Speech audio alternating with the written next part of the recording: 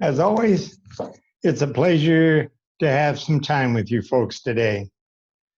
And I think the first thing I'd like to do, and some of you may have heard some of my presentations in the past, but I think the first thing is, who am I? Well, I am Richard Walker, and I want to take a moment to uh, say how much I appreciate having the opportunity to give one of my many presentations that I've composed over the years.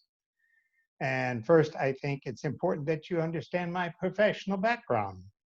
After 30 years, I retired from the medical field, and my medical career began when I was attending Indiana University and majored in allied health. Following my academic accomplishments, I joined the United States Army Medical Corps during the Vietnam War. And I, at that time, was stationed in Incheon, Korea, which was identified as the combat zone as well as the combat zone of Vietnam. A lot of people are not aware of that. They didn't realize we had, at that particular Vietnam era, two combat zones in the world.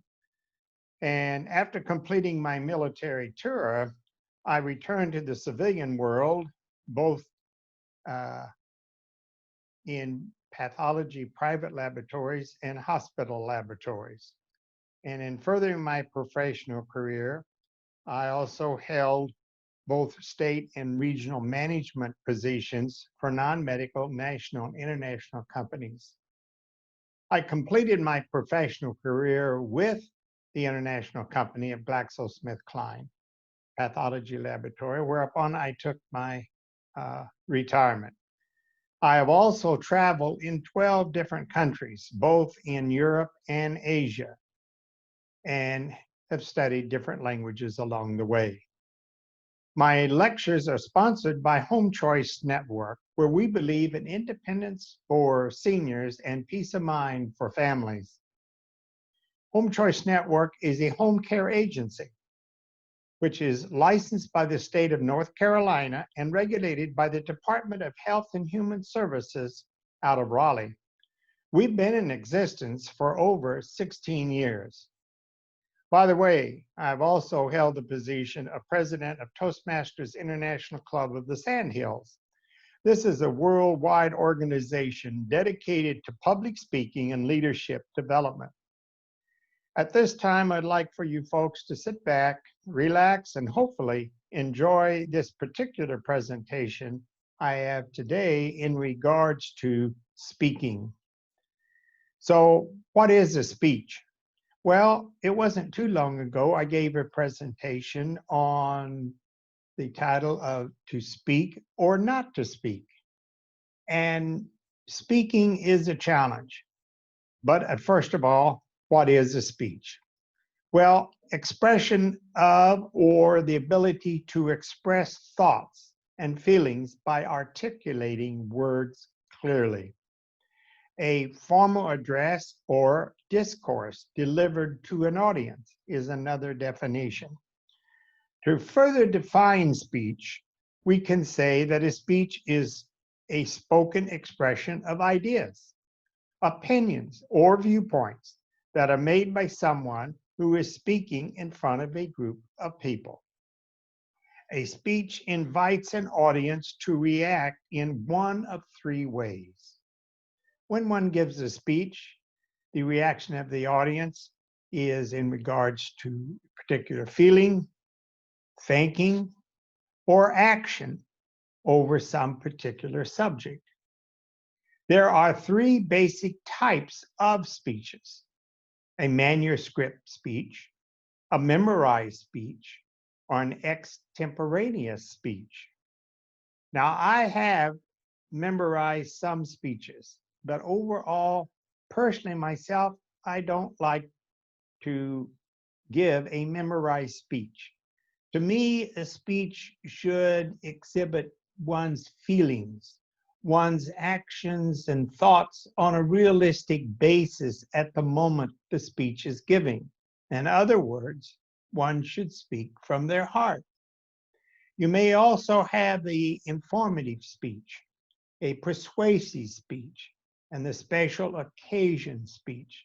Remember, giving a speech is expressing an individual's ideas, opinions, or viewpoints.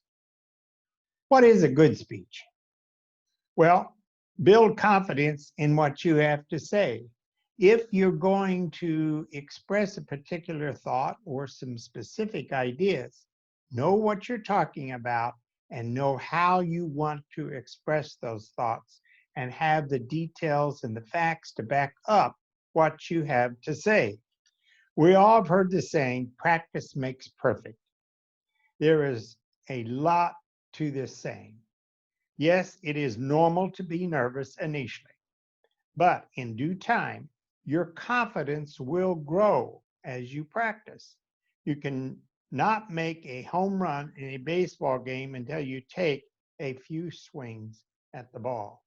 And yes, you're going to miss a few, but through practice, you're going to hit far more home runs.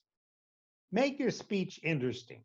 For example, use quotations, anecdotes, short, amusing, or an interesting story about a real incident or purpose. People like stories. People like to hear someone talking about what took place in their life from the beginning to the ending, a good story. And have humor. Lighten up, relax, and become as one with the audience. Don't allow yourself to be separated from the audience, but become as one. Sometimes it's good to include the audience in your speech. You may be going over some key points, and then you may just all at once stop and say, now, by the way, does anybody in the audience have any questions at this time? Do you all clearly understand the 4 key points I've just made? Do you have any questions on any of those points? So include the audience. Your speech should be audience orientated. Know to whom you are speaking and relate to their world. Now that's interesting. So often when we're going to give a speech, we're thinking about our world. We're thinking about our ideas, what we want to say. And that's all well and good. But don't forget to whom you are speaking. What is their world? What are they expecting from you as they have allowed you to stand up and give a speech? What are their thoughts regarding the subject that you are expressing? Change the pitch of your voice from time to time as you use gestures. And there's nothing more boring than a monologue being given by someone regarding a particular subject. You're going to end up nodding your head, getting sleepy. It's like, oh my goodness, when is this individual going to quit talking? They're putting me to sleep.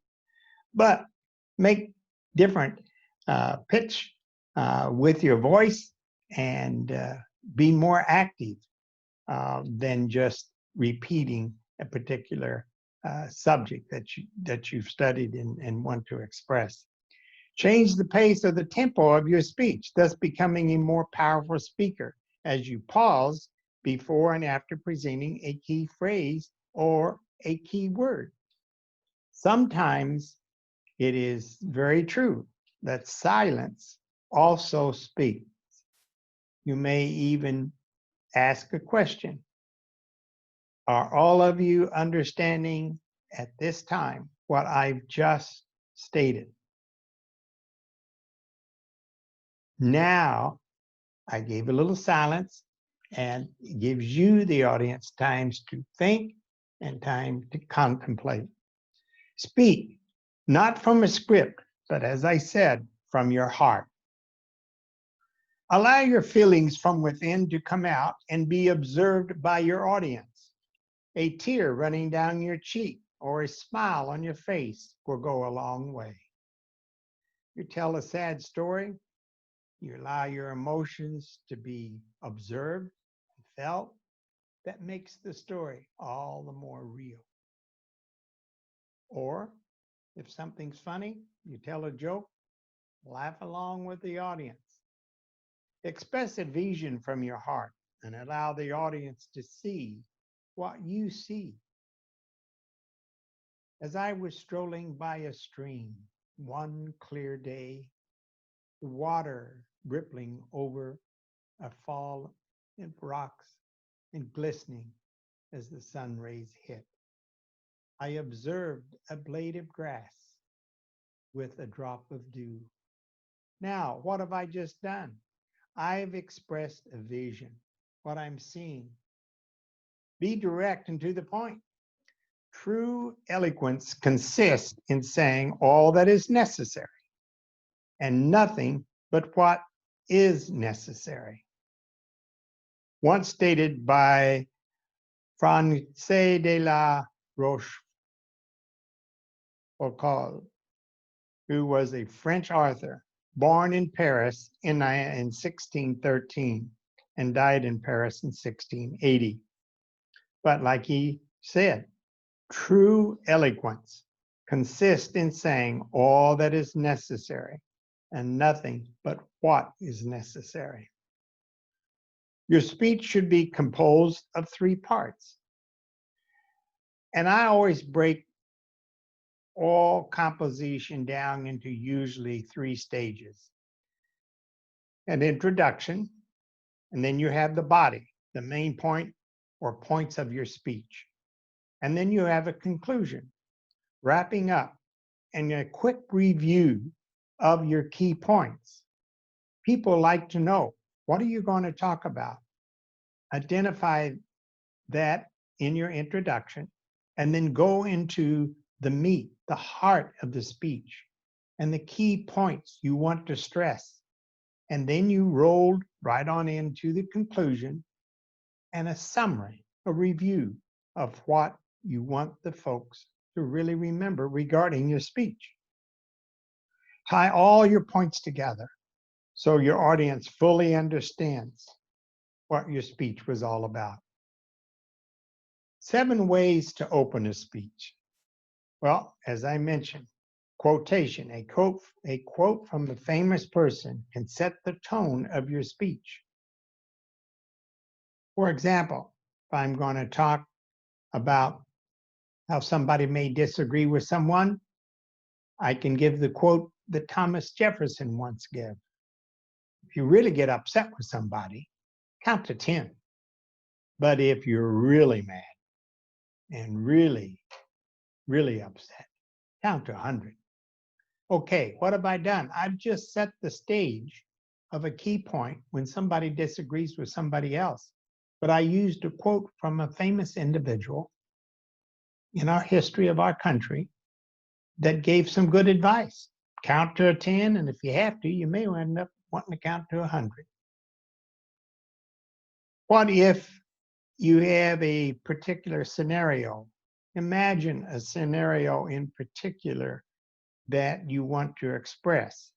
And the scenario may be, like I just said, regarding 2 people disagreeing with one another.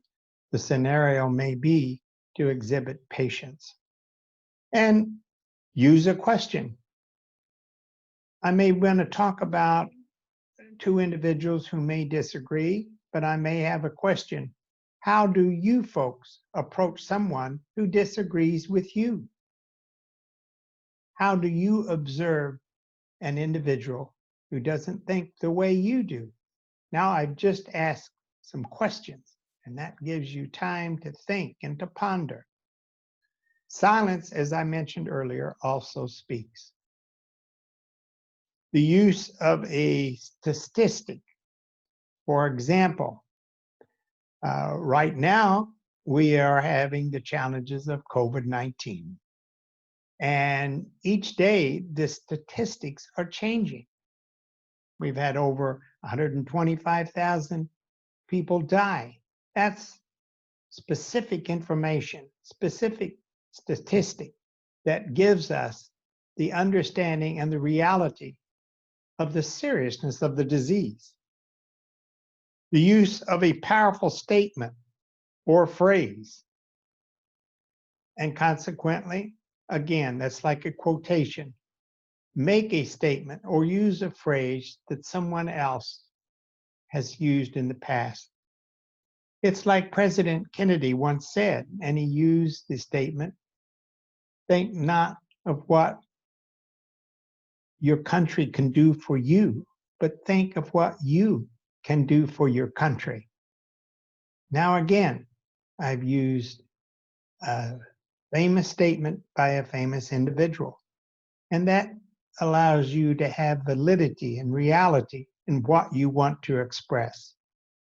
So, in delivering a speech effectively, focus, as I mentioned, on main message such as key points 1, 2, 3, A, B, C. As I said before, keep your audience in mind. Who are you talking to? Be a tactful speaker. Use the knack to say the right thing at the right time. You must be sensitive and say what you want to say without offending anyone. Do not be separated from your audience, but a part of your audience. Remember, brevity is the soul of the written word. Feedback is key. Get the audience to respond when appropriate. Do you understand what I have just said? Am I making sense? As I conclude, do you have any questions? As I mentioned earlier, involve the audience. Eye contact is key. It's very important. Pick out an individual in the audience who looks as though they are enjoying what you have to say, who have a smile on their face, or they have an expression like they're really taking in what you're saying. Look to an individual to your left and see how someone in that left section of the audience is responding. Pick that one individual out, then look in the center. Do the same there and look to your right. And again, pick out one individual. It doesn't make any difference if you're talking to 40, 400, or 4,000 people, because in reality, you're only talking to 3 people that you feel are accepting what you have to say and are enjoying your presentation. But as far as the audience is concerned, you're looking at all of them. That's an old trick I learned many years ago. Don't nail yourself at the podium. A lot of times folks walk in on a stage, walk up to the podium, and they become frozen there. But move around the stage. Use the space that the stage has and use appropriate gestures, expressing with your arms or even your fingers, like counting 1, 2, 3. These are the main points I want to stress today. That allows you to acquire a closer relationship with the audience and the audience to feel as though you have become part of their world as well as they are part of yours. Now, I wish to take a moment to thank you for allowing myself and Home Choice Network to spend some more time with you today. I realize I've covered a lot of material regarding the fascination of speaking, but speaking has its challenges, and I do have another presentation that I mentioned earlier, which was to speak or not to speak. It is always a pleasure to have time with you, and we at Home Choice Network take great concern in helping folks to take their medicine, eat healthy, drink good fresh water, and have an open mind and enjoy life as life continues to spin around us. Your health and happiness are especially important to us.